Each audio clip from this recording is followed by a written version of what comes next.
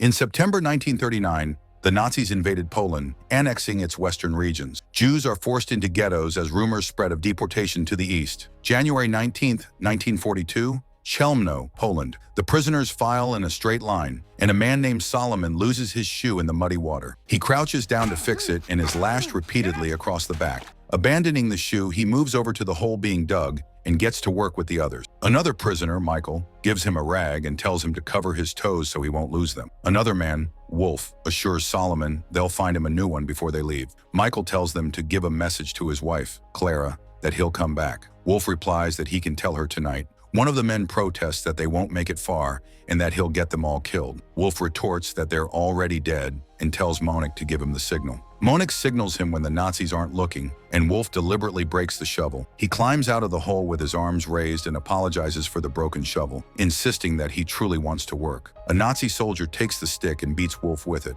While the guards are briefly distracted, Monique digs out a buried package from the corner with a knife inside it. The guard tells Wolf that if he wants to work, he should dig with his hands, and Wolf nods in agreement. The guard eyes them suspiciously but is called away by another soldier, who instructs him to bring some prisoners for sorting. He tells Wolf it's his lucky day and calls over two of the other prisoners. As they walk, Wolf tells them they'll try to escape that night. They remind him that he's tried the same tricks before, and none of them have worked. Solomon says that even if they could escape, they'd be found because they have nowhere to go. Wolf mentions Grabo, a town a few kilometers away, where he knows a rabbi who could help them. Michael agrees that it might be possible. Solomon disagrees, saying it's too dangerous and that if they try now, everyone will be killed. He urges them to hold on a little longer. Wolf snaps that there's nothing left to hold on to and asks if burying his sister and parents wasn't enough. He then apologizes and says they must stop being afraid if they want to live. Solomon replies that some of them just want to survive. The prisoners arrive at the camp,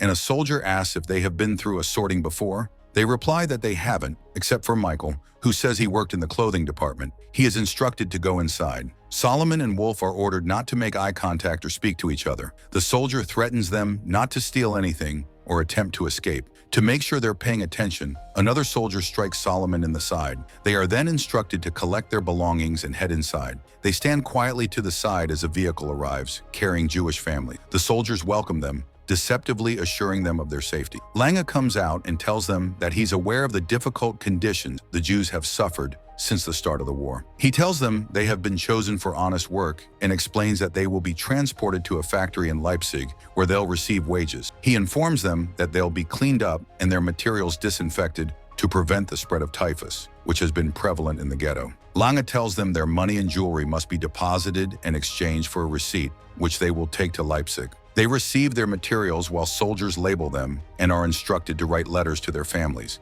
informing them that they've arrived safely. The Jews go inside, and the soldier motions for the prisoners to pick up the valuables. An old man, an acquaintance of Solomon's, approaches as he's gathering materials and asks if he remembers him. Solomon confirms that he does, and the old man asks about his son, who was transported some time ago, and whether he will be working with his son in the same factory. Solomon is interrupted before he can answer when the soldier instructs him to head inside. They begin sorting the materials, and Solomon manages to take a shoe from the pile and put it on. The women head to the shower in nightgowns and undergarments and are led outside at gunpoint into the truck they arrived in. The three prisoners head out and stand in a line, hearing the screams of those being gassed. They follow the truck outside, but it stops due to some problems with the engine. Wolf gives Solomon a pencil he pilfered and tells him to hide it in his pocket in case they can warn people about what the Germans are doing. The truck, with the prisoners following, is brought to the dig site, and the soldiers shoot anyone left alive. They are ordered to bury the dead.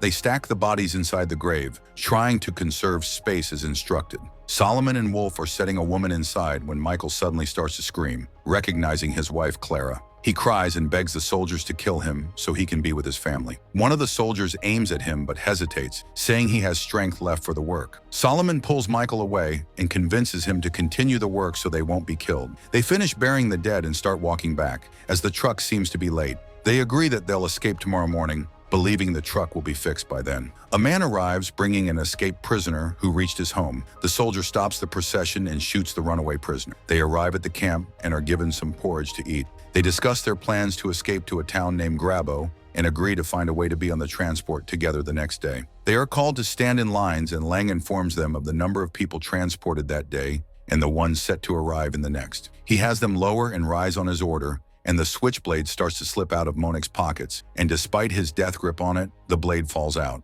Lang calls a halt, and Monique spits in front of the Lang, and they use the blade to slit his throat. They had a violinist brought out and a girl in her nightgown. They forced them to dance, shooting at the place they stood for sport. The woman gets shot by a stray bullet which upsets Lang, and he reprimands the soldier, telling him to find another by tomorrow. They have them hold bottles on top of their heads and use them as target practice. A soldier misses and hits Wolf in the neck. He passes a piece of broken glass to Solomon as he dies, and they are ordered inside. The prisoners sit praying, and Michael asks Solomon what they're going to do. Solomon replies they'll run. Michael argues they have no one left to run to, but Solomon insists Wolf was right. There are other families. He recalls how the Nazis told them they could earn a living in the ghetto, and his family believed they were headed to a labor camp. They were loaded up, allowed a break at a petrol station, and a man wandered off unnoticed. He later chased after the truck, and upon arrival, and not long after that, buried his parents and 4 sisters. Solomon tells Michael that they've got to get the word out to warn other families. Michael asks if that will stop all of this, and Solomon replies that maybe it won't, but the next man won't be so eager to join. Solomon then tells him they'll follow the plans Wolf and Monique set out. He says they'll cut the side of the truck tomorrow morning and take the river. They'll stay off the road and won't stop running until they reach Grabo. Solomon tells the prisoners of his plans and invites them to come along, but Goldman argues that others have tried and failed. Solomon replies that they can only rely on themselves. He apologizes for the suffering they might cause if they succeed in their escape, and assures them that they will pray for them, along with those who have suffered here. He asks for the names of the dead, and they tell him the ones they remember. Each prisoner lists the names of people they remember, and Michael adds Clara and his 2 children to the list. The next morning, they are escorted to the truck and loaded into the back, along with 3 soldiers. They nervously glance at each other, and Solomon is about to start cutting when Goldman stands up, holding his hand. He walks toward the soldiers, who shout at him to sit down. He asks the Nazi soldier for a cigarette. The soldier gives him one, and after he lights it, Goldman begins smoking. Another prisoner stands next to him, sharing the cigarette with him, and the soldiers laugh. Goldman gives them a signal with his hand, and they use the diversion to tear open the canvas of the truck, falling to the ground. They get up and take off, running into the forest. The soldiers shout to stop the truck and start firing at them as they escape. They climb past a fence and manage to dodge the bullets.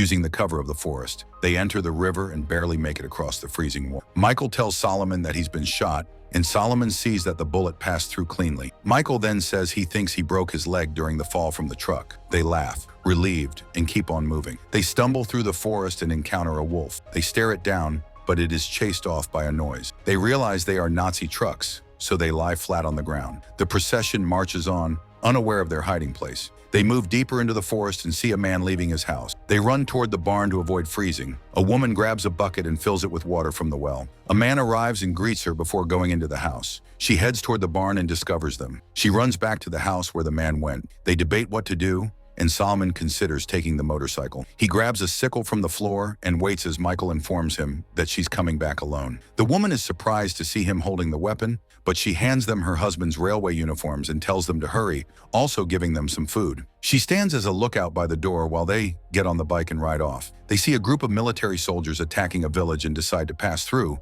pushing their motorcycle. They are stopped by a soldier who asks them to help push a truck that's stuck. After they finish, they're about to leave when the soldier notices Michael's limp. After their explanation about a stray bullet, he insists that his medic treat him. The soldier asks for their direction and offers them a ride, saying they're on the same route, but Solomon insists that they need to fill the bike. He tells the soldier to take Michael to his home since he can't work in his condition and thanks him for his offer. They get on the motorcycle and ride the rest of the way to Grabo. They park the bike and sneak into the town, trying to avoid the guards. They see a Jew entering his house and knock on the door. He lets them in quickly once they tell him they're Jews who escaped from the Chelmno Nazi camp. He asks if they've seen his son, who was taken there, but they reply that they haven't. They ask for the location of the rabbi's house and head there, creeping through the streets carefully, taking cover when necessary. They reach Rabbi Schulman's house and bang on the door. He quickly pulls them inside. Inside, there are other Jews, and he sends some of them to get a doctor. They are served food, which they grab eagerly,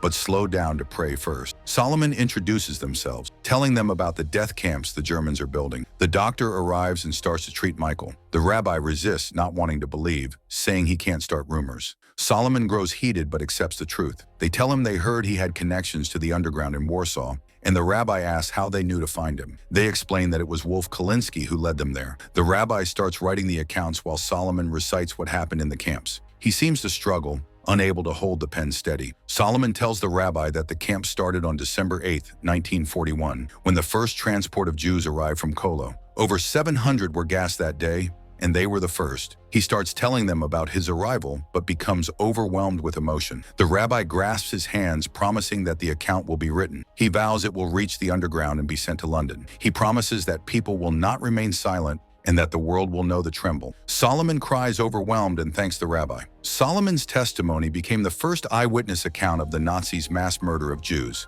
The Jewish underground smuggled it to London, where it was broadcast on BBC Radio on June 26, 1942. This was the first news report of the Holocaust. Following the Chelmno's prototype gas vans, the Nazis soon advanced to gas chambers in such camps as Treblinka and Auschwitz. Of the 220,000 Jews sent to Chelmno, only 4 survived. Rabbi Jacob Schulman didn't abandon his community, and 3 weeks after meeting Solomon and Michael, he was taken to Chelmno, together with the Jews of Grabo. They were all gassed immediately upon arrival. Solomon Slamek Wiener fled Grabo in search of his surviving relatives, but was captured and sent to Belzec death camp, where he was gassed in April 1942. Before his capture, he was able to send one last message submitting the first report of the gassing at Belzec. Michael Podschlebnik parted from Solomon in Grabo, survived the war hiding on a Polish farm, and immigrated to Israel, where he remarried and had 2 sons. Michael faced Chelmno's guards one last time, as a key witness in their 1962 trials in West Germany.